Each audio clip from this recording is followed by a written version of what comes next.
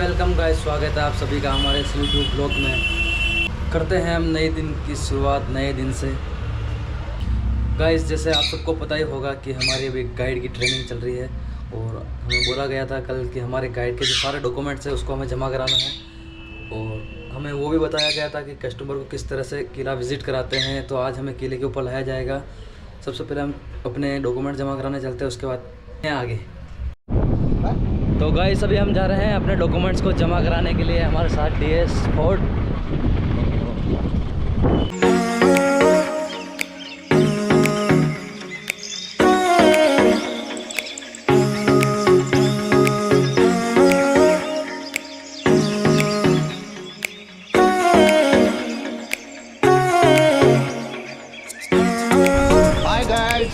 तो गाइस, ये आप मेरे पीछे जो देख रहे हैं ये RTDC का ऑफिस और इसी के अंदर हमें डॉक्यूमेंट्स को सबमिट कराने हैं। तो चलते पहले डॉक्यूमेंट्स जमा कराने के लिए। तो गाइस, फाइनली हमारे डॉक्यूमेंट्स जमा हो चुके हैं। हमारी ट्रेनिंग है वो हमें किले के ऊपर दी जाएगी और अभी टाइम हो रहा है 10:37 और अब चलते हैं किले की तरफ और वहाँ पर बताएंगे हमें किस तरह से कस्टमर को घुमाया जाता है, किस तरह से विज़िट कराया जाता है किला।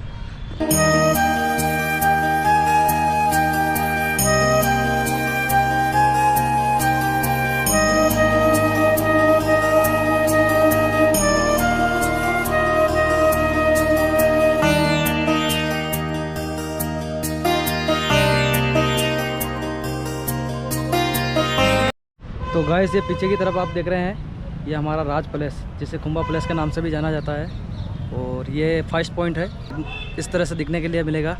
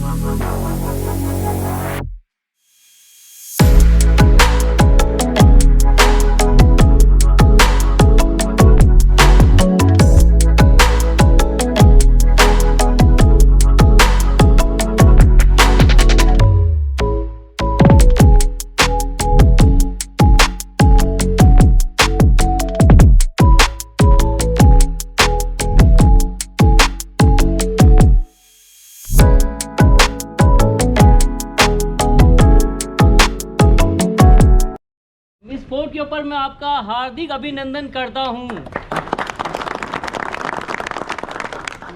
आप सभी एक सीरियस और जिसे पारंगत कहते हैं ना, ऑलरेडी गाइड हैं।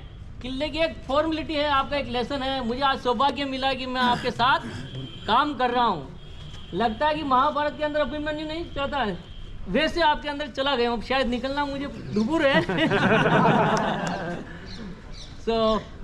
यहाँ प्रॉपर्ली आपको त्याग, भक्ति, शक्ति, बलिदान और शौर्य की बातें प्रमुखतः सुनने के लिए मिलेगी। यहाँ क्या है सर, ब्यूटीफुल प्लेसेस नहीं रहे हैं। आप एज ए फ्रेंड्स भी हैं, आप आने वाले समय के एक निखरे हुए गाइड हैं।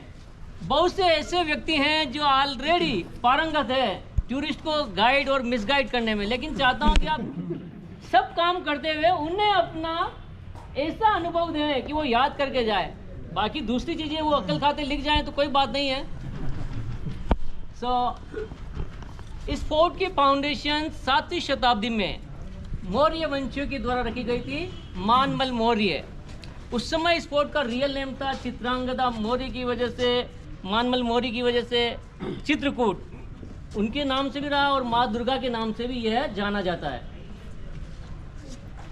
9वीं शताब्दी लगभग बापा रावल जो गोहिल वंश के मेन संस्थापक रहे हैं, हिंद का प्रॉपर विलेज गुजरात के अंदर ईडर कहा जाता है। यहाँ से आने से पहले एकलिंग में आपको पता है या शायद नहीं पता, एक माइथोलॉजी ये कहती है कि वहाँ वो गायें चराया करते थे, जहाँ ऋषि थे हारित ऋषि, वो उनके शिष्य बने। देखो ये चीज़ें क्या है बताना बहुत ही ज़रूरी रहता है। कोई टूरिस्ट ऐसे भी आते हैं जो इंटरेस्ट लगे आपके इतिहास को सुनते हैं, कोई ऐसे आते हैं जो शायद पिक्चर्स के लिए या कला की संस्कृति को जानने के लिए आते हैं। तो आपका रुचि जानने का सबसे पहले ये रहता है कि सर इतिहास सुनेंगे या क्या फोटोग्राफी में इंटरेस्ट है। बहुत से ऐसे गाइड भी हैं जो फोटोग्राफी भी उनका कर लेते हैं और इतिहास भी सुना देते हैं, तो उनके डबल काम हो जाता है, एक प्रॉफिट भी मिल जाता है, आपका इंक्रीमेंट लग जाए, वैसा काम भी हो जाता है कि जाते हुए कुछ नया दे जाएगा। सो मेरे इतिहास को सीरियस ना लेते हुए हर जगह एन्जॉयमेंट, इतिहास आपके अंदर भी बहुत है, इतिहास आपका भी सुनूं तो भी मुझे नया लगेगा, मेरा आप सुनोगे तो भी नया लगेगा। सो 9वीं शताब्दी में बाप्पा रावल यहाँ की सत्ता प्राप्त की और जब लगा उन्हें सूचना मिली कि सिंध प्रांत के अंदर पाकिस्तान में है जो वर्तमान में दाहिर राजा थे, उनकी बेटियों को कहते हैं कि हिंदुस्तान में सर्वप्रथम आक्रमण किया था अफगानिस्तान के सुल्तान मोहम्मद बिन कासिम, वो उनके पुत्र जुनैद के द्वारा आए दिन आक्रमण करते रहते, उनकी 2 बेटियों को उठा के ले जाया गया। तो बाप्पा रावल ने एक विशाल सेना का गठन किया, राजा दाहिर को साथ में लेते हुए जितनी सीमाएं आगे बढ़ती गई उन्हें जीतते गए और कहते हैं कि ईरान, इराक, काबुल, कंधार, अफगानिस्तान तक बाप्पा रावल की सीमाएं बन चुकी थी। इस मेवाड़ की टेरिटरी कहा जाता था। जहाँ जहाँ बाप्पा रावल गए हर एक जगह चौकियाँ बनाते गए, अपनी चौकियाँ स्थापित करते गए। अंतिम समय में ये कहा जाता कि बाप्पा रावल के 100 रानियाँ थी और 130 उनके सुपुत्र रहे हैं। उसमें से 35 रानियाँ अरबीज थी, बाकी अदर्स रानियाँ सभी हिंदू थी। अभी एक विनोद जी गाइड है किले पे, विनोद जी साली, शायद 2-3 दिन पहले वो किसी फॉरनर्स को घुमा रहे थे, अफगानी 2 लेडी थी, उन्होंने ये कहा कि हमारा वंश यहाँ से स्टार्ट होता है। तो वो अभी तक वो मान रहे हैं कि अपना वंश वहाँ से स्टार्ट हुआ, बाप्पा रावल की डिसेंडेंट है। उन्हें खुशी हुई जब वो विनोद जी उन्हें घुमा रहे थे। इसमें सबसे बड़ी पोस्ट रही है बाप्पा रावल के नाम से रावलपिंडी, जो पाकिस्तान में वर्तमान में आप अच्छी तरह जानते हैं। उस समय बाप्पा रावल को ये उपाधि दी गई हिंदू असुरी की। बाप्पा रावल के समय श्रुतियों के अनुसार तो ये है कि उनकी लंबाई काफ़ी बड़ी थी, जो उनकी तलवारें थी कई मन की थी, लेकिन ऐसा होता नहीं, डीएनए एक जैसा रहता है। हो सकता है 5000 साल पहले कोई डीएनए चेंज रहा हो तो बात अलग है, जहाँ पांडवों के देखने के लिए मिलता है। 9वीं शताब्दी में से लेकर 16वीं शताब्दी तक इस फोर्ट ने कई उतार चढ़ाव देखे हैं। सबसे मुख्य बात यह है कि इस फोर्ट के ऊपर नारियों के द्वारा जो बलिदानी वाला काम किया गया वो यहाँ देखने के लिए मिला है। देखो यहाँ मोस्टली 3 जौहर, 3 शाखा और सती प्रथा उस समय थी। अब आप सब एज ए गाइड हैं, कोई बता सकता है शाखा और जौहर में क्या फर्क है? ये सर बोलिए। चश्मा शाखा का मतलब तू तो बैठ जा। देखो सर, मैं एक्चुअली नहीं आता है तो ऐसे वापस बैठ जाया करो। ये इंटेलिजेंसी भी प्रदर्शित करती है। गाइड के साथ क्या होता है, कोई भी बोलो, झूठ बोलो, जोर से बोलो, जल्दी बोलो, टूरिस्ट सेटिस्फेक्शन हो जाता है। शाखा का मतलब महिलाओं के द्वारा अपने स्वयं की आत्मरक्षा के लिए अग्नि प्रवेश करना या आत्मदाह करना। और केसरिया जो होता है, पुरुष केसरिया साफा पहनकर अस्त्र शस्त्रों की पूजा करके युद्ध के मैदान में कूद पड़ते हैं और इन दोनों के कंबाइंड रूप को जौहर कहा जाता है, शाखा कहा जाता है। तो केसरिया बांधना है। ये 3 चीजें हैं, केसरिया, जौहर और शाखा। हमेशा शाखा करते समय जौहर पहले होगा और केसरिया बाद में होगा। जब यहाँ के व्यक्तियों को यह महसूस होता कि अब हम नहीं जीतने वाले हैं तो वो शाखा किया करते थे। शाखा में दोनों चीज कंबाइंड होती थी।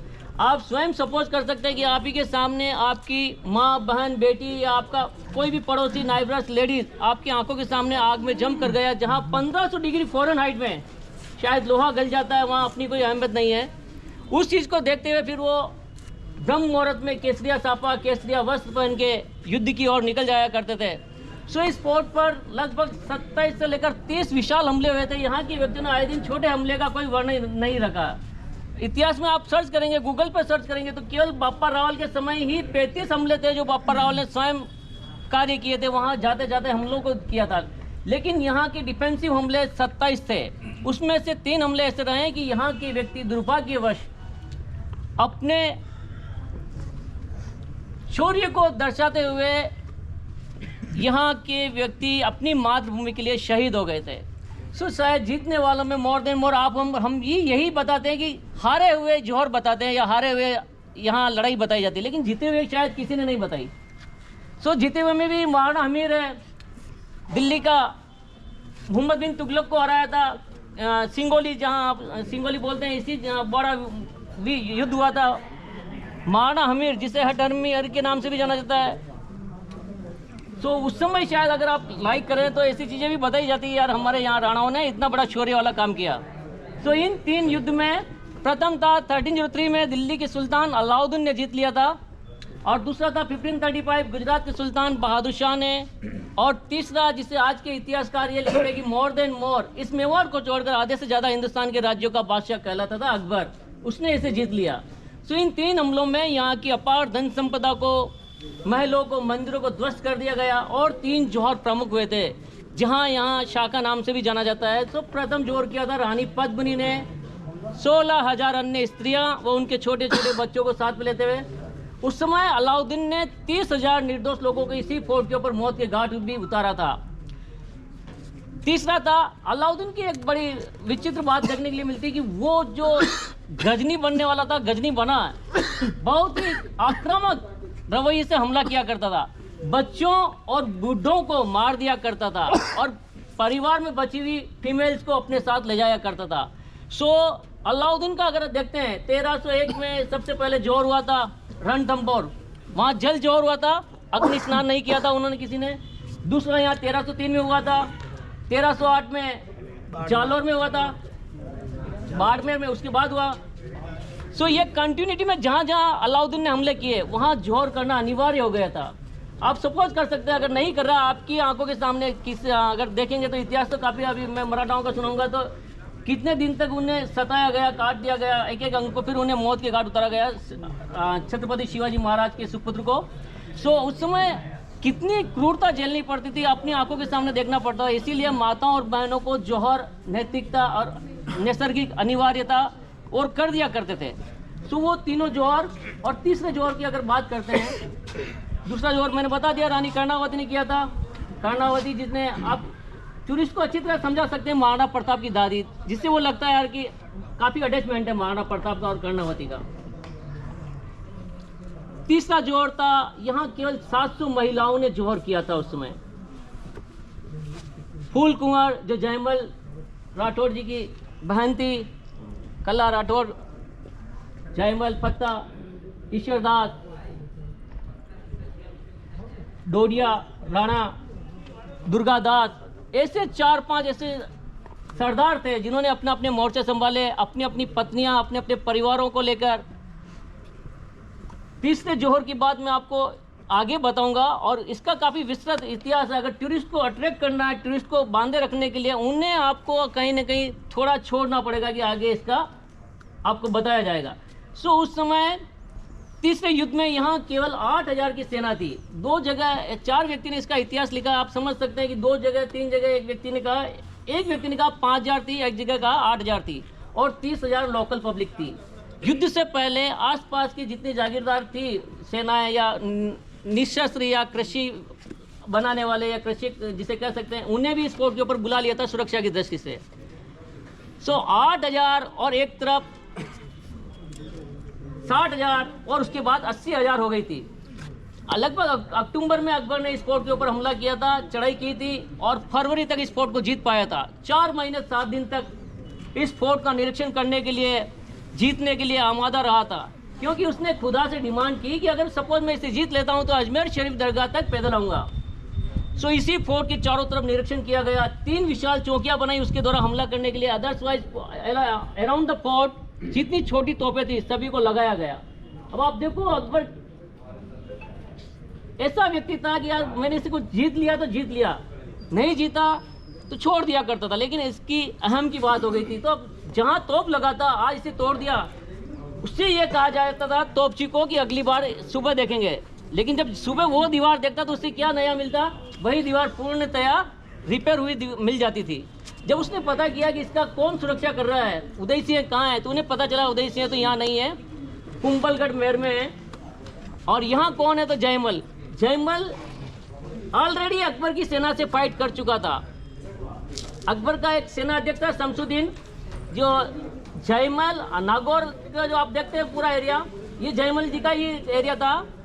वहाँ जो फाइट हुई थी, उस फाइट को बड़ी बेशकीमती हाथों से, शायद ये कह सकते हैं बड़ी मुश्किल से उसने छोड़ा था, और छोड़ के यहाँ आया था शरण में मांडलगढ़ होते हुए, और यहाँ शरण ली थी। तो उसने कहा कि यार ये मेरा जान पहचान वाला, इसे बुला लीजिए, कॉम्प्रोमाइज़ मैं कर लेता हूँ। तो वो पूछा क्या है, तो उसने कहा कि सर मेरे को एक किलेदार बनाया गया, मुझे किले की चाबियाँ दे दी गई है, और यहाँ के दीवान राणा अपने आप को दीवान मानते थे, एकलिंगनाथ जी को महाराणा राणा मानते थे। सो उनकी परमिशन के बिना कोई काम नहीं होता है। जब उन्हें एक कसम खिलाई कि यार मुझे इस पूरे किले का मुझे बना दिया दीवान, अभी वर्तमान में दीवान में हूँ। सो यहाँ राजपूतों की भूख किसी पैसे से या जागीर से नहीं मिटती, धर्म के लिए अड़िग रहते हैं, मरने के बाद ही उसकी भूख मिटती है। उसने बोला कि तू मेड़ता भी ले लेना और उसके आगे नागौर भी ले लेना, क्योंकि मेड़ता जीत लिया था अकबर ने, अकबर की सेना ने। तो उसने मना कर दिया कि नहीं। फिर बाद में अब ये फाइट जरूरी हो गई थी, यहाँ राशन खत्म हो गया था, तो पब्लिक ने एक डिसाइड लिया कि लोकल व्यक्ति जितने हैं, खाना एक ही बार बनेगा पूरे दिन में, लेकिन सेना 2 बार खाएगी, लोकल व्यक्ति 1 बार खाएगा खाना, कोई 2 बार नहीं खाएगा, क्योंकि अनाज खत्म होने जा रहा था, पानी की यहाँ कोई कमी नहीं थी। दूसरा, लकड़ियों को ज़्यादा जलाया नहीं जा रहा था, क्योंकि उन्हें चिंता थी। नॉर्मल अपने लिए शाका उनके लिए नॉर्मल था आज भी, कि यार हार गए तो क्या होगा, शाका कर लेंगे, तुरंत कह दिया शाका कर लेंगे। लेकिन शाका में क्या, आज अपनी उंगली कहीं जल जाती ना, तो 7 दिन तक शायद उससे दोबारा कोई काम नहीं कर पाते। दीवारें तोड़ी गई, एक जगह 120 मन और एक जगह 80 मन बारूद लगाया गया। यह जो अभी RDX विस्फोट हुआ था ना जम्मू कश्मीर में, वो 350 किलो ही था, पुलवामा। वहाँ गाड़ी का चेचिस गर्म होके बैंड हो गया। तो ये अब कितने माने, इनसे 3 से मल्टीप्लाई करके देख सकते हैं। अबुल फजल लिखता है 120 मन की जब बारूद की वो फटी ना साबात बनाते हुए, तो 500 कोस तक उसकी आवाज़ सुनाई दी गई, और एक नहीं फटी थी। तो एक अतिशयोक्ति होती है यार, देखने जाता है कि क्या हो गया। तो अकबर की सेना इतनी फुर्ती से उसे देखने गई, लेकिन जैसे ही वो सेना गई और वो बारूद फट गया, वहाँ उसके 200 व्यक्ति मारे गए थे। उसमें से 100 व्यक्ति ऐसे थे खास जो महत्वपूर्ण भूमिका निभाने वाले, और स्पेशल 20 व्यक्ति ऐसे थे जिन्हें अकबर बाय नेम जानता था। काफ़ी उससे सदमा पहुंचा। अबुल फजल लिखता है कि जब ये बारूद फटी तो 500 कोस तक इसकी आवाज़ सुनाई दी, और जब आकाश में देखा नॉर्मल लाशें, थतड़े, जिसे क्या संज्ञा दे सकते हैं, मांस के टुकड़े उड़ते हुए दिखाई दिए और उसी सेना के ऊपर जाके गिरे। अब इस फोर्ट को उनके लिए जीतना अनिवार्य हो गया था। 2 दिन 1 रात इस फोर्ट पर फाइट चली।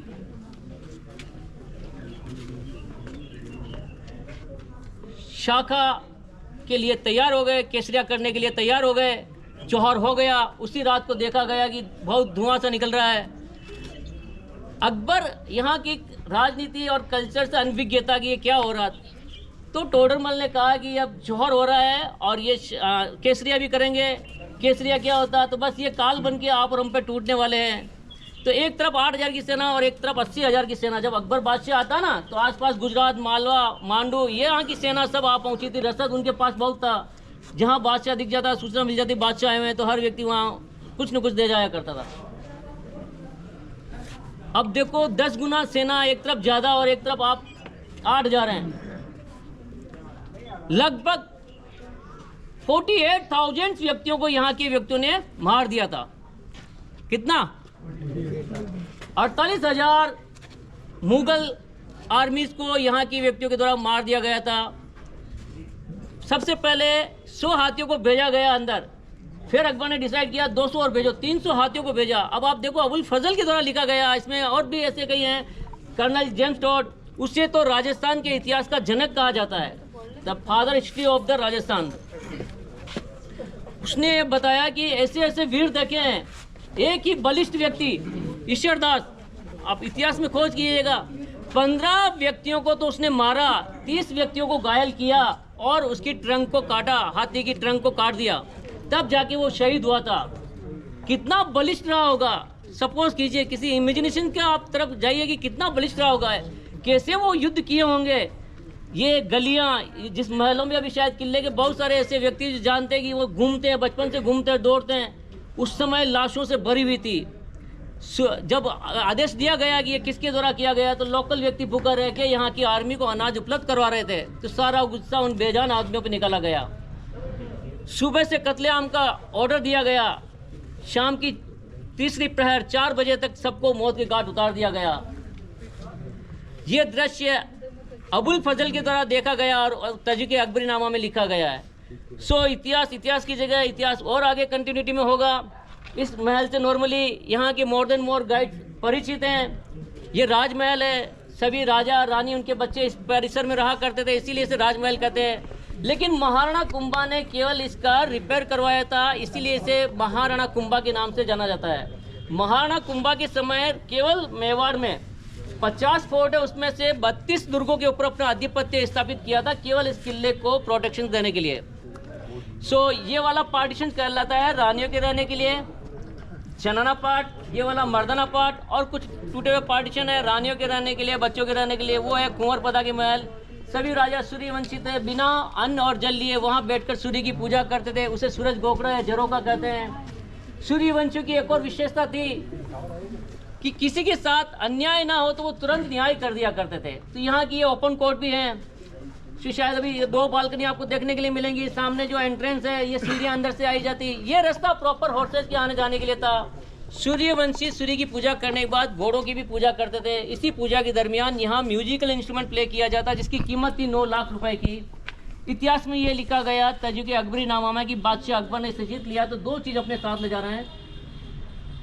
एक तो इस महल का मुख्य द्वार है बड़ी पोल, वहाँ सोने के गेट थे वो, और एक बजाने की मृदंग एज ए यादगिरी। लेकिन लोकल इतिहास में भी काफ़ी कंट्रोवर्सी। अगर आप सपोज अपने लेवल पे यहाँ खड़े रह के देखेंगे कि यार लोकल व्यक्ति ये लिख रहा है, तो लोकल व्यक्ति क्या कहेगा, जिसे जो तो गाइस यहाँ से फ्री हो चुके हैं राज पैलेस से, और इसके बाद नेक्स्ट पॉइंट पे चलते हैं, मीरा टेम्पल।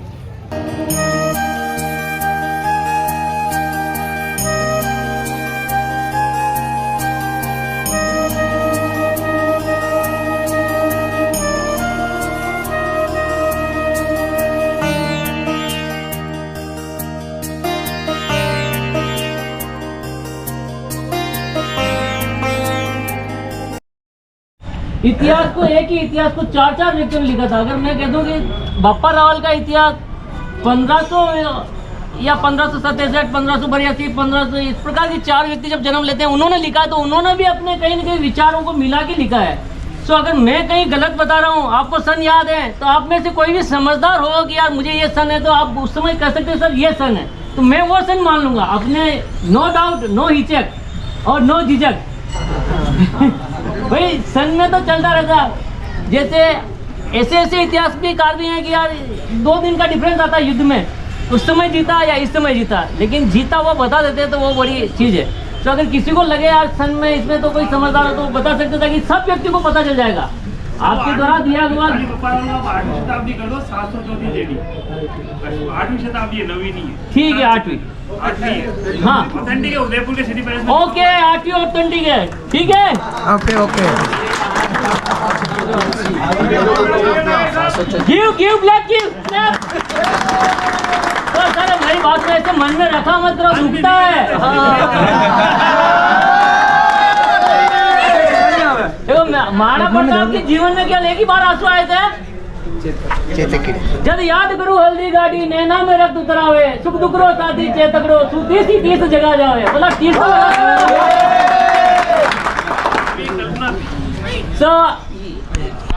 यही ये विशाल मंदिर है।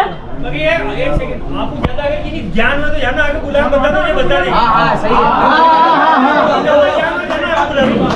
राय ले लो आप, राय भी मला भाई आता घेणं यार मोठं दुकान लाग जायला लई चीजें उड़नी अपन ने ये भाई बाप पिक्चर शॉट कर देगा ध्यान रखियो छेड़ो में जाने आप भी गाड़ी को बाजू किस्ती में कटा निकला मुझे अपन दुकान लाग जा किस्ती में वाला है किस्ती मत करो यार चलो बाहर आ जाओ।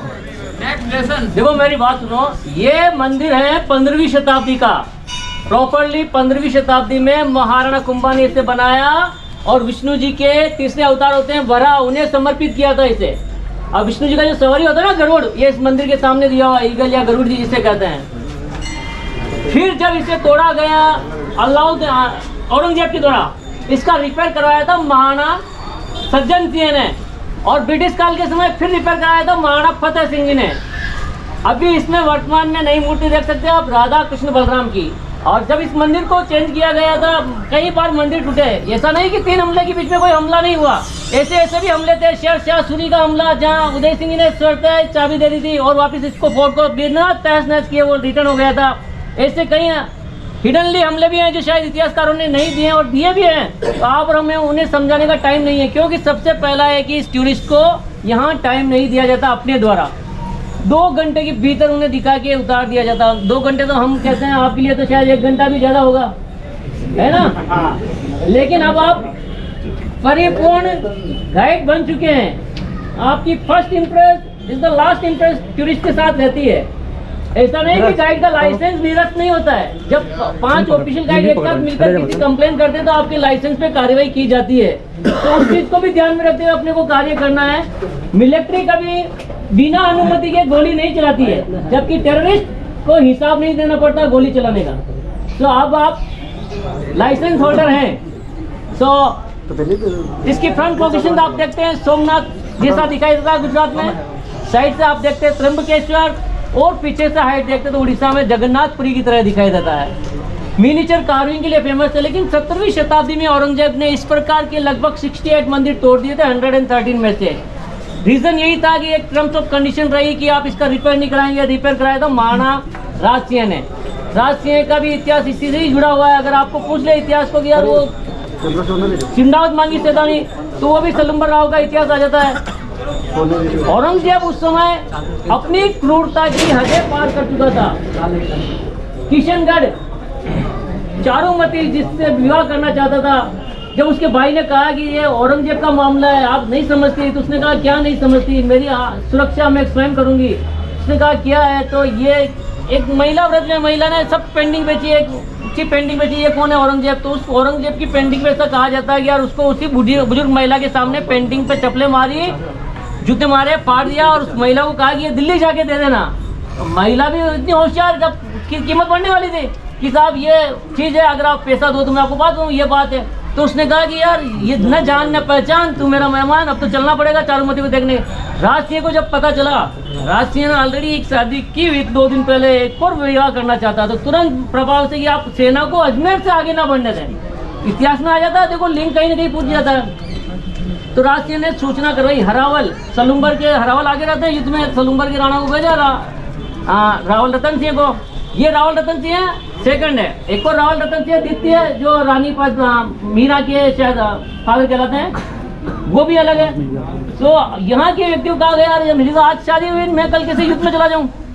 तो प्रेम और कर्तव्य में सबसे बड़ा माना गया कर्तव्य को, जो धर्म के प्रति, राष्ट्र के प्रति निष्ठा के लिए किया जाता है। तो उन्होंने काफ़ी समझाया और वो युद्ध के लिए मान गए। जब वो निकल रहे थे तो महल से रानी सा देख रहे थे, तो उन्होंने पूछा यार तू जा कोई निशानी लगा। तो उन्होंने नॉर्मल सा सोचा, इतना हाई लेवल का नहीं लिया होगा यार इतनी बड़ी घटना मेरे साथ विपत्त हो जाएगी, कोई चूड़ी कोई कंगन ऐसा झुमका होगा तो मैं युद्ध नहीं होगा तब तक तो देखता रहूँगा, टाइम यूज़ करूँगा। तो उन्होंने तो ऐसा किया कि अगर इनका मन मेरे अंदर रहा तो न जाने क्या कर बैठेंगे। और जो रानी जहाँ से बिलोंग करती थी, हाड़ा रानी का फिर इतिहास माना जाता। इनका नाम था रसल कंवर,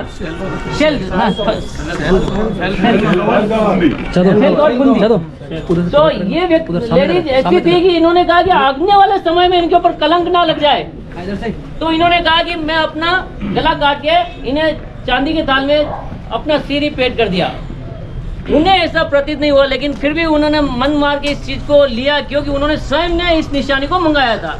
तो कहते ना चुंडावत मांगी सेदानी, सिर काट दे दियो क्षत्राणी, वो लाइन आज भी लोगों के मन में रहती है। जहाँ जहाँ टूरिस्ट आते हैं इस लाइन को सुनने के लिए इतना उत्सुक रहते हैं यार कि ये यहाँ हुआ था क्या। सो ये यहीं के राजा थे, राजसिंह जब इसका रिपेयर करवाया था युद्ध के लिए, अजमेर नहीं बढ़ने दिया और उसी सेना को मार के वापस भगाया, लेकिन उसी युद्ध में वो शहीद हो गए थे। सो ये भी कहा जाता है। ये ऐसा मंदिर इसके उस वाली साइड में है मीराबाई का, बच्चा बच्चा, और आप तो अच्छी तरह मीराबाई के नाम से परिचित हैं। तो मीरा प्रॉपर जोधपुर के अंदर मेड़ता शहर कुड़की नामक गांव से थी। द्वितीय राव रतन सिंह, राव दूधा व द्वितीय राव रतन सिंह की बेटी थी, उनकी पोती थी। यहाँ उनका विवाह भोजराज के साथ हुआ।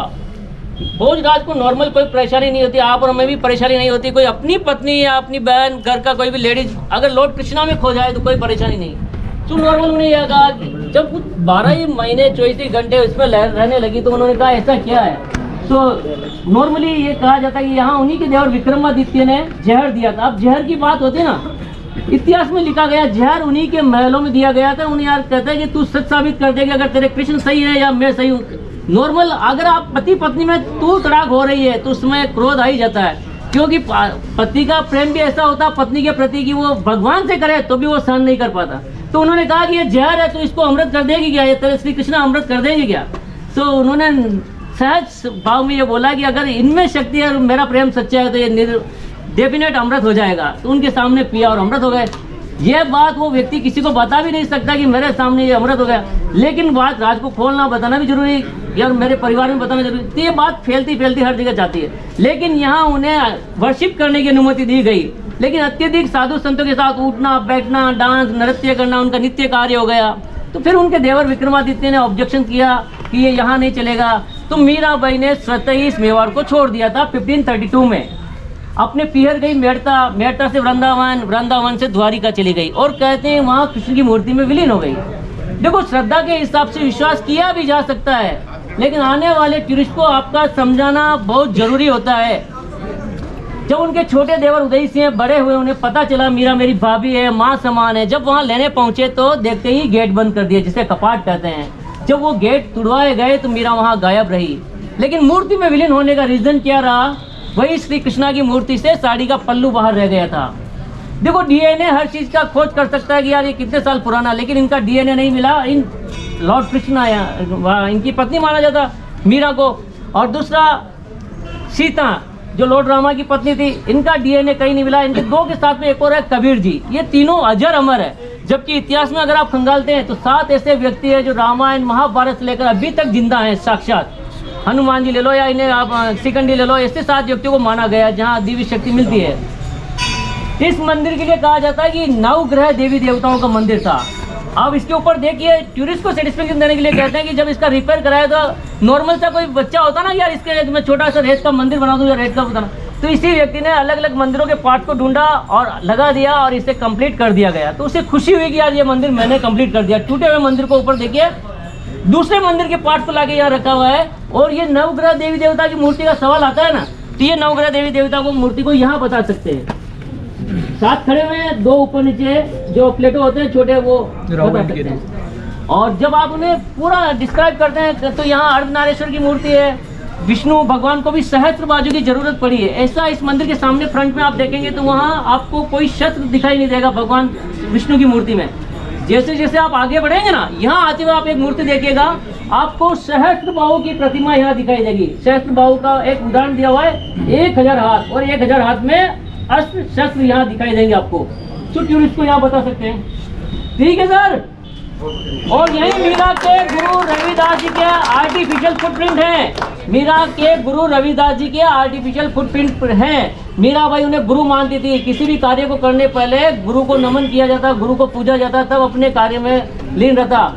मीरा भक्ति में ऐसी लीन थी, वो भैरव राग की इतनी बड़ी गायिका बन गई कि इसी जगह इसी मेवाड़ में अकबर अपने साथ ऐसा वेश धारण करके आया था कि यार भैरव राग कोई आसान नहीं है। और जब पता चला कि अकबर बादशाह आके मीरा से मिलके चले गए तो फिर इस राजघराने में एक असी खलबली मस्ती की यह दुश्मन यहाँ कैसे आ गया। लेकिन वो मीरा के भक्त की वजह से आया था और भैरव राग को सुनते हुए आया था। सो तानसेन भी आश्चर्य करता था मीरा के भैरव राग पे। सो यहाँ से फिर नेक्स्ट पॉइंट चलेगा, अंदर जाना देखना दीदी। नेक्स्ट पॉइंट ऐसा है दोनों मंदिर में देखे नहीं देखे, लेकिन वो हृदय जी के ऊपर छतरी के ऊपर जो फिंगर प्रिंट बने हुए ना, एक वो 2 हाथ 5 धड़, वो इनको दिखाया जाए कम से कम टूरिस्ट आए उनको देख के अच्छा। रविदास जी की जयंती भी है। प्रसाद अच्छा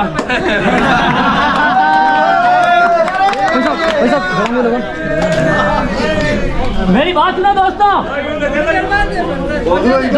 मेरी बात सुनो।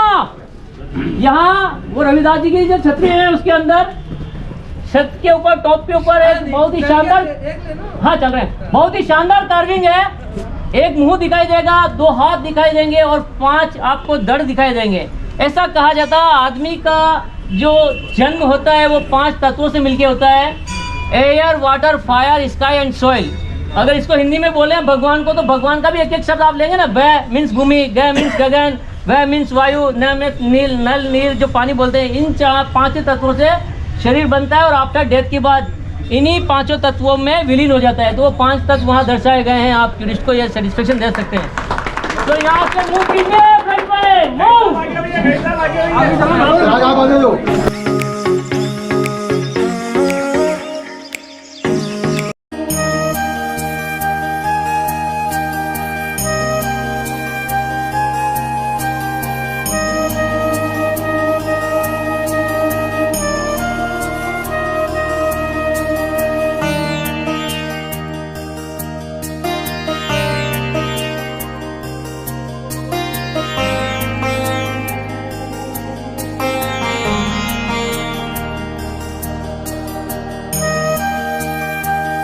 कहलाता है महाराणा सांगा का, महाराणा प्रताप का, पप्पा रावल का, महाराणा हमीर का।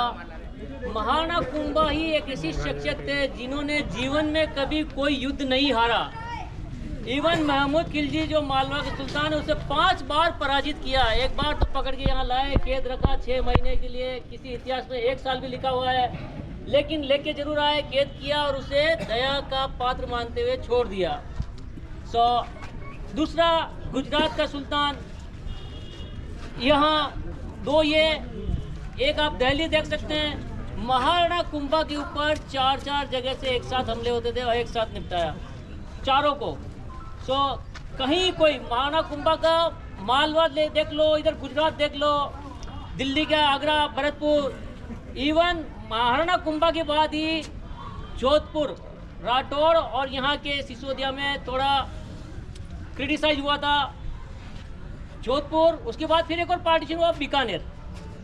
बीकानेर भी कोई पहले का नहीं है, अभी बाद में बना। महाराणा कुंभा ने इतने युद्ध किए गए, इसका जो आप नक्शा कहते हैं उन्होंने स्वयं बनाया। और इसके जो 3 कारीगर थे, इनका नाम यहाँ लिखा हुआ है, जेता, नापा और उनके पुत्र थे, इन्होंने इसे बनाया। और इनकी एक विशेषता थी कि ये बिना फाउंडेशन के बना हुआ है। वर्ल्ड की एक ऐसी इमारत है जिन्हें आप बता सकते हैं कि बिना फाउंडेशन के, जबकि इंजीनियर सबसे पहले फाउंडेशन देखता है, वहाँ की ज़मीन देखता है, भौगोलिक स्थिति देखता है कि कहाँ अर्थक्वेक आने की आशंका है या नहीं। लेकिन यहाँ रॉकी एरिया जो अर्थक्वेक आने की आशंका नहीं है।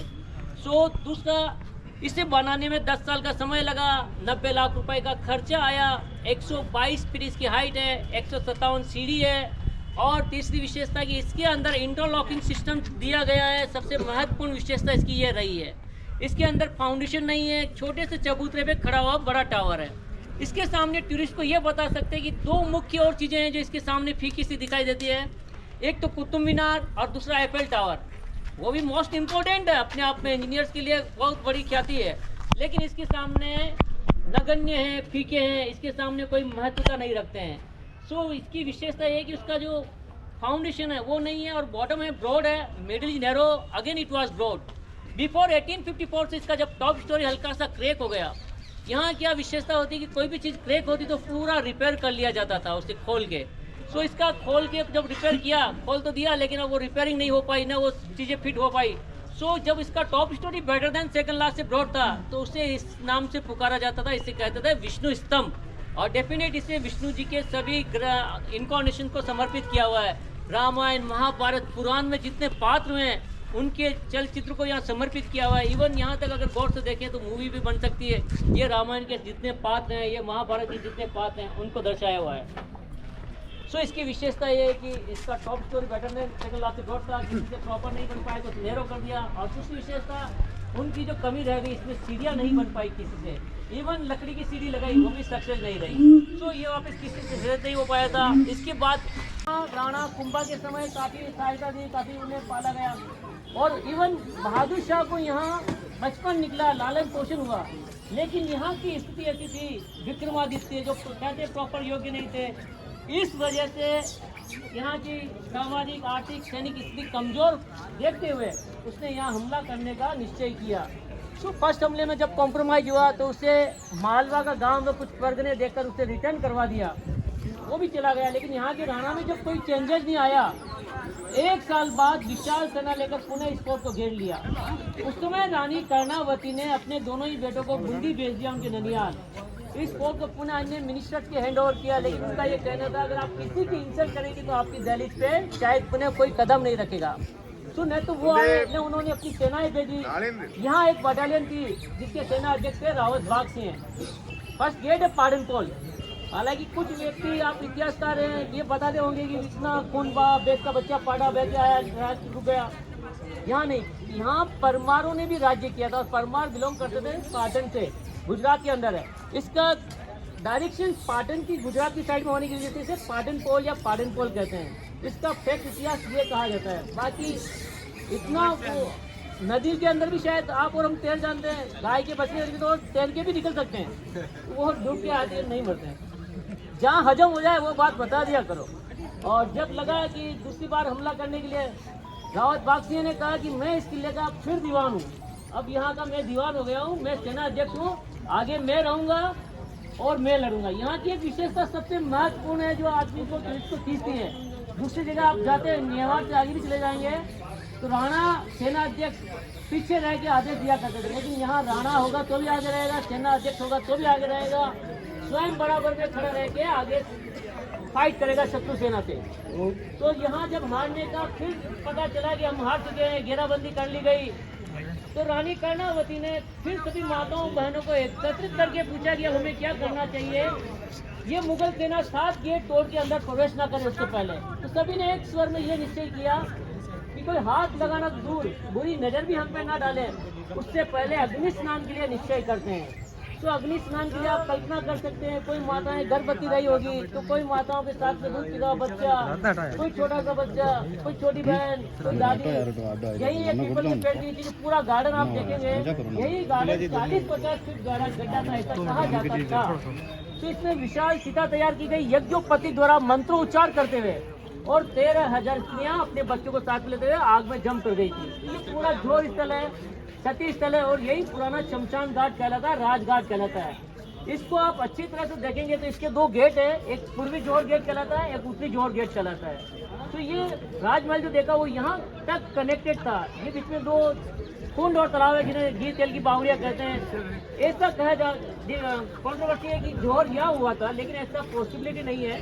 जोहर सभी व्यक्ति मिलके करते थे। रानी राजा के लिए रानी है तो किसी लोकल व्यक्ति के लिए वो उसकी पत्नी भी स्वयं रानी है, पद्मिनी जैसी ही है, क्योंकि उसी को भी उसी की इज्जत से इतना ही प्यार है जैसा हायर या रॉयल सोसाइटी में है वैसा। तो प्रॉपर यहाँ कहते हैं आर्कियोलॉजी ने एक्सकवेशन करवाया या नहीं करवाया, लेकिन आर्कियोलॉजी जैसी है, लेकिन फिर भी यहाँ एज ऑर्नामेंट पाने की संभावना जताई गई, तब जाके इसे डिक्लेयर किया यही की है जोहर स्थल है। तो यहाँ शास्त्री पन्ना दाएं अपने बच्चे चंदन का जो महान बलिदान दिया था उसकी भी स्मारक बना हुआ है, यहाँ दिखाने के लिए मिलता है, आपको छतरी देखने के लिए मिलेगी। वो भी पूरे इतिहास में, पूरे वर्ल्ड में एक सिंगल एग्जांपल है जहाँ एक माँ ने अपने बच्चे को बलिदान किया था अपनी स्वामी भक्ति के लिए। वो ऐसा कहीं नहीं हुआ था, वो यहाँ देखने के लिए मिलता है। और ऐसा कहा जाता है, देखो ऐसा हाइट नहीं था किसी राणा के लिए कि 9 फीट की मूर्ति के सामने बैठ के उसकी हाइट पे तिलक कर दिया करते थे। ऐसा कहा जाता है कि महाराणा कुंभा के और महाराणा प्रताप के ऐसे 3 शिक्षक थे जिनके अजान बाहु थे, हाथ घुटने से नीचे जाया करते थे। तो नॉर्मली जिसके हाथ घुटने से नीचे जाते हैं उनकी ताकत आपसे हमसे डबल हो जाती है। दूसरा ये कि आप जब वो हाथ से पुश करता था अपना हाथ वहां तक नहीं पहुंचता है। तो ये हाथ की कारीगरी थी जो वहाँ तिलक कर दिया करते थे।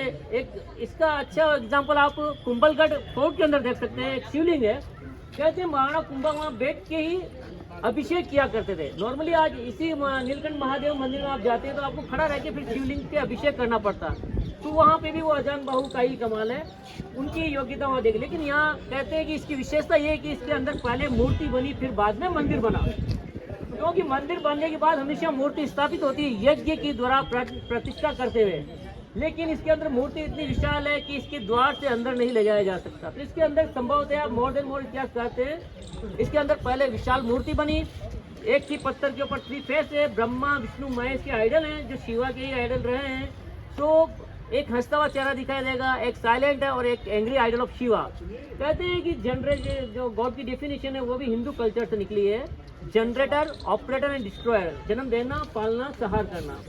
तो नॉर्मली ये 7वीं 8वीं शताब्दी से शुरू हुआ फोर्ट, लेकिन मोर देन मोर इतिहासकार कहते हैं एक किंवदंती के अनुसार कि ये किला तो लगभग 5000 साल पुराना है। और अवशेष भी मिलते हैं डेफिनेट, जहाँ धुआं से लगता है तो लगता है कहीं ना कहीं आग तो लगी है। तो भीम लत देखा जा सकता है, भीम गोड़ी देखी जा सकती है, कुकड़ेश्वर कुंड देखा जा सकता है जो यति कुकड़ेश्वर के नाम से जाना जाता है, कुकड़ेश्वर महादेव का मंदिर इस पर देखा जा सकता है। जब पांडव यहाँ आए थे अज्ञातवास में, तब से ये कहते हैं कि उन्हें इस किले को बनाने की अनुमति मिली और पारस पत्र मिलने की अनुज्ञा हुई, लेकिन रात के समय यति के मन में कपट ने घर कर लिया। अब कपट वो चीज होती है कभी भी किसी के भी मन में घर कर जाता है, कपट, नींद, ईर्ष्या, चुड़ैसी कहते हैं ना, ये किसी के भी मन में कभी भी घर कर जाती है। नॉर्मल इंसान के पहले करती, देव पुरुष के नहीं करती। तो यहाँ वो चीज़ देखने के लिए मिलती है कि तीनों चीज़ यहाँ देखने के लिए मिलेगी आपको। और आज भी कहते हैं देखो कि झरना जरे गोमुख भरे निर्भय नाथ की ठोर, करोड़ करोड़ युग कोई तपस्या करे तब कोई आवे गढ़ चित्तौड़। गढ़ में गढ़ चित्तौड़गढ़, बाकी सब गढ़ैया, ताल में ताल गोपाल दाल, बाकी सब तलैया, राजा में श्री राम रजैया, बाकी सब रजैया, और रानी में रानी पद्मावती, बाकी सब रनैया। तो यहाँ की इम्पोर्टेंस ये है कि ये किंवदंतियाँ यहाँ फिक्स भी होती है।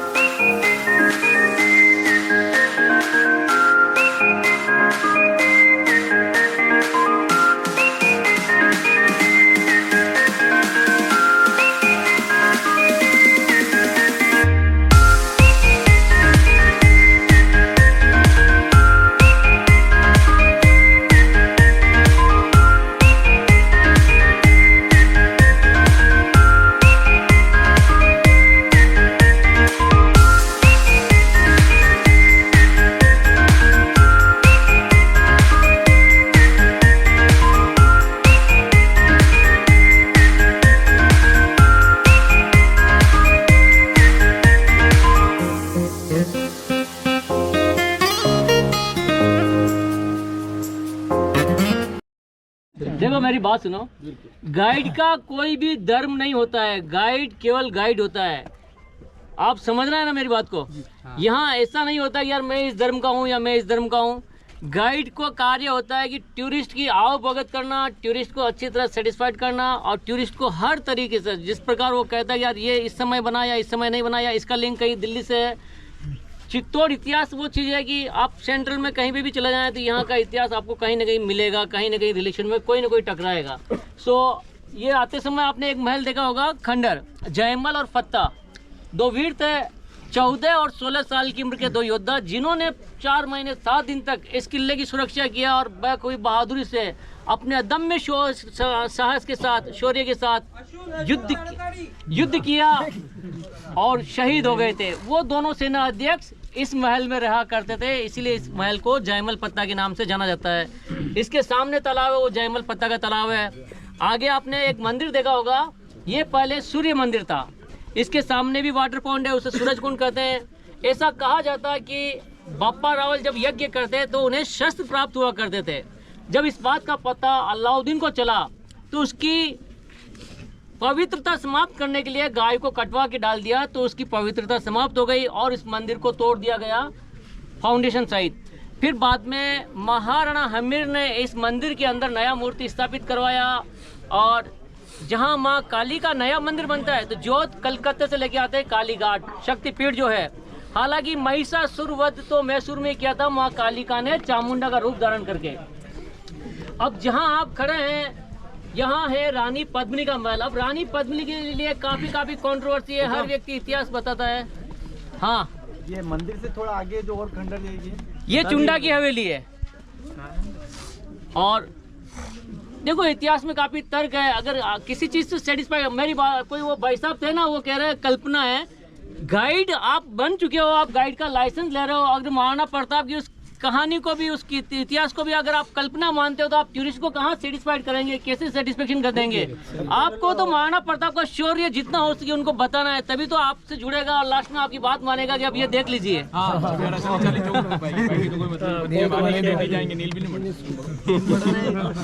देखो हो सके तब तक कम झूठ बोलो, कम झूठ बोलो, क्योंकि यहाँ सबसे सस्ता है, देख लीजिए। बस इतना कहेंगे तो भी वो देख लेगा और ले लेगा। दूसरा, महाराणा प्रताप का जो वंशज कहते हैं और इनके जो जेता नेता और तेता जो इनको रिपेयर कराया था या इनको बनवाया था, आज भी मैं कह रहा हूँ जब रिपेयरिंग हुई इसकी 1854 के बाद में, इसके रिपेयरिंग के जो कार्यकर्ता थे या कारीगर थे इस फोर्ट से बिलोंग करने वाले थे। यहाँ कोई गवाह देने वाली बात नहीं है। यहाँ इस किले के ऊपर आज भी ये भूपेंद्र जी खड़े हैं, इनके ग्रैंडफादर ने इनका रिपेयर कराया था इस टावर का।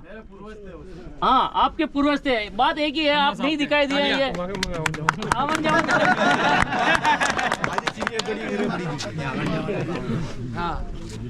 तो इस फोर्ट में अरबों खरबों की संपत्ति भी दबी हुई है। देखो लेडीज का, यहाँ लेडीज है ना, लेडीज का सबसे पहला चीज क्या होता है?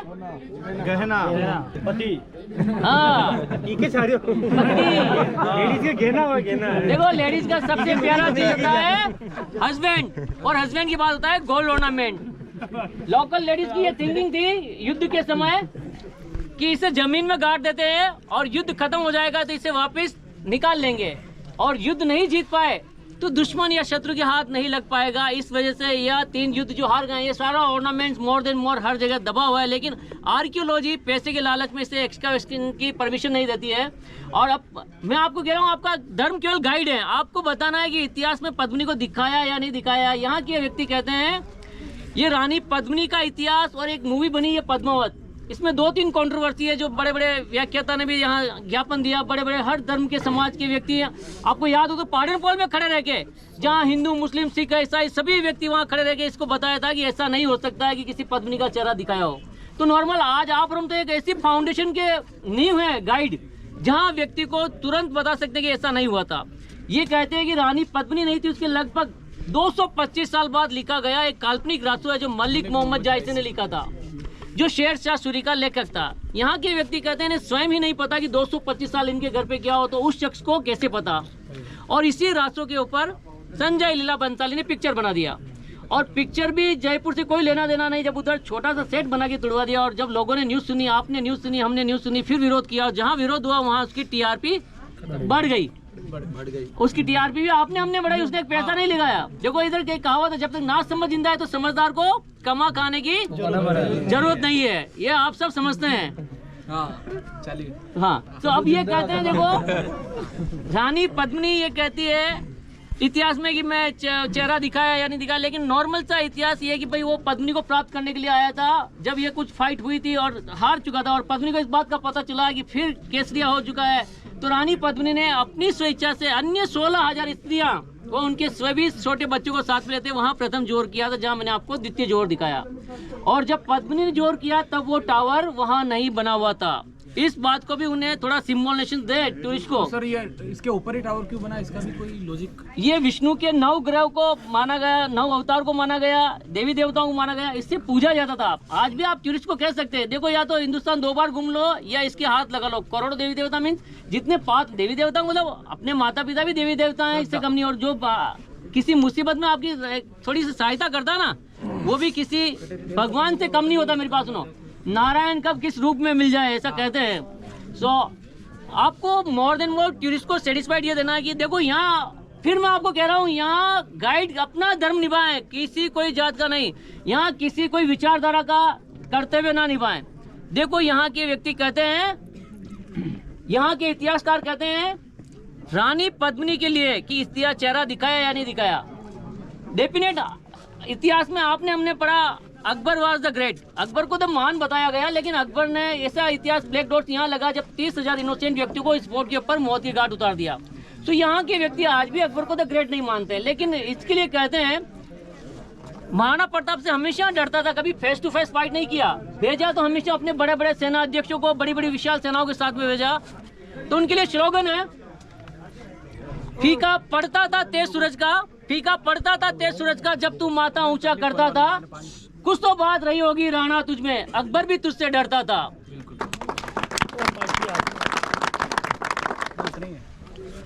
वो गिरे उतरे ही है। सर इनके लिए कहते हैं देखो महाराणा प्रताप को फिर भी हारा हुआ बता दिया, इतिहास में उनको जीता हुआ बता दिया, लेकिन इतिहास अनिर्णायक युद्ध रहा वो। उसके बाद फिर महाराणा प्रताप ने छापामार युद्ध नीति कर ली थी। सो कहते हैं कुछ लोग जीत के भी हार जाते हैं, कुछ हार के भी जीत जाते हैं, नहीं दिखते हैं भूत अकबर के कहीं, राणा के घोड़े हर चौराहे पे नजर आते हैं। देखो मेरी बात सुनो, आप गाइड हो, जिस दिन आप ये स्लोगन कोई सा भी इसके अलावा भी बोलोगे ना, आपके सामने ताली नहीं बजी तो लगेगा यार टूरिस्ट को मजा नहीं आया। तो आप में उत्साह, मुझे नहीं लगता कि उत्साह आ रहा है या इतिहास सुनने में, क्योंकि ऐसे यहाँ मेवाड़ में कहा था ना टड़ ऐसी चीज, हाँ टड़, यहाँ पे भी बहुत गाइडों में होगी है। हो सकता मेरे से ज्यादा नॉलेज उनमें हो, वो टड़ कहलाती है।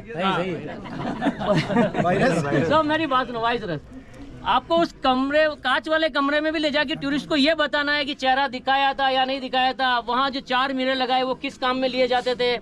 चेहरा दिखाने के लिए तो केवल एक ही मिरर का उपयोग करके उसे हटा देते, कोई अतिशयोक्ति नहीं थी, क्योंकि कोई भी अपने घर में अगर किसी की घर में ऐसी क्रिटिकल प्रॉब्लम होती, कोई प्रचार करता है क्या रोज? तो फिर ये तो राणाओं की बात थी, वो कहाँ प्रचार करने वाले थे, लेकिन उसका उपयोग किस काम में लिया गया उस कमरे का, उसको भी मैं आपको बता दूंगा। फिर यहाँ से एक और टावर दिखाई दे रहा है आपको, कीर्ति स्तंभ, वहाँ चलना है। देखो उसका इतिहास मैं यहाँ बता देता हूँ। उसे 12वीं सेंचुरी में दिगंबर जैन सानाई के पुत्र जीना शाह ने उसे बनवाया था। उन्होंने 7 गांव में अपनी पैदल यात्रा की, अपने उपदेश हर जगह पहुंचाए। उस समय पैदल यात्रा का बहुत ही बड़ा महत्व हुआ करता था। अगर व्यक्ति जंगली जानवर से बच जाया करते थे तो या डाकू या लुटेरों से नहीं बचा करते थे, क्योंकि उस समय भी किडनैपिंग होती थी, राणाओं से ऐसा फैसला वसूल जाया था। यहाँ पहुंचे, उन्हें खुशी प्राप्त हुई। अब देखिए पैसा और खुशी बहुत थी उनके पास में, लेकिन यश नहीं था। तो यश कैसे प्राप्त किया जाए? तो उन्होंने, राणाओं ने कहा कि अगर आपके अंदर कोई आर्किटेक्चर है तो आप उन्हें बुलाइए और इससे ऐसी चीज को बनाइए जो यश आपका दूर दूर तक फैले। तो उसका नाम ही कीर्ति स्तंभ रखा गया और उसे मुख्यतः जो 24 तीर्थंकर है उसमें से मुख्यतः भगवान आदिनाथ जी को समर्पित किया हुआ है। ऊपर 1008 महावीर स्वामी की छोटी मूर्तियां देख सकते हैं, वहाँ पे पास में दिगंबर जैन का मंदिर है। वर्तमान में नेमिनाथ जी, शांतिनाथ जी और वल्लभनाथ जी की 3 मूर्तियां हैं। वो मूर्तियां आपको नहीं देखने के लिए मिलेगी। इसके सामने एक और श्वेतांबर जैन का मंदिर, एक बार वापस नेमिनाथ जी, शांतिनाथ जी और मल्लीनाथ जी।